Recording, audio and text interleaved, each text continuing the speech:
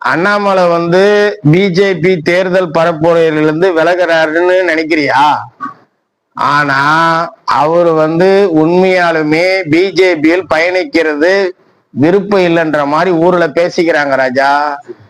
ஆமா, காரணம் என்னன்னா கரூர் செந்தில் பாலாஜி அந்த 10 ரூபா பாலாஜி பிஜேபிக்குள்ள போற மாதிரி ஒரு செய்தி அடிபட்டுச்சா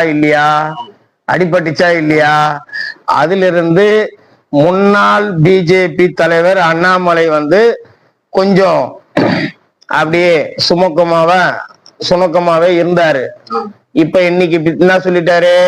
நான் தேர்தல் பரப்புரையில் இருந்து விலகுகிறேன் சொன்னாரா? இது ஒரு கதை. இன்னும் நிறைய கதை இருக்கு.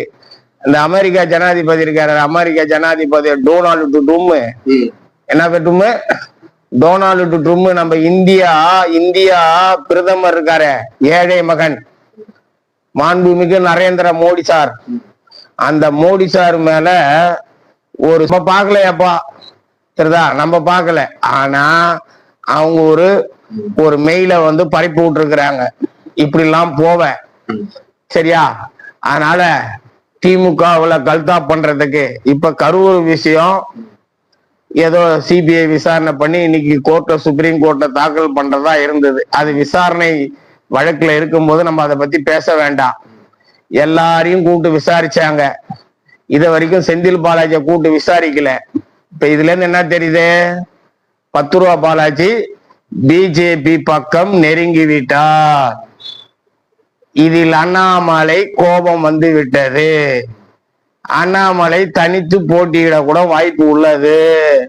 அண்ணாமலை தனித்து கட்சி ஆரம்பிச்சு யாருக்கிட்டையாவது போய் 6 சீட்டு வாங்கி பண்றதுக்கு வாய்ப்பு இருக்கு. அதனால இங்க குற்றவாளியா இருந்தா ஏன் திமுகவே பிஜேபியுடன் சேர்ந்தா புனித திமுக கட்சின்னு பிஜேபி பட்டம் கொடுக்கும். என்ன கட்சி? பட்டம் கொடுக்கும். புரியுதா? அப்படிதான் இந்தியாவில் இருக்கிற எல்லாமே சரத்பவார் கிட்ட இருந்து அஜித் பவார்ல இருந்து எல்லாருமே எல்லாம் புனிதமானது.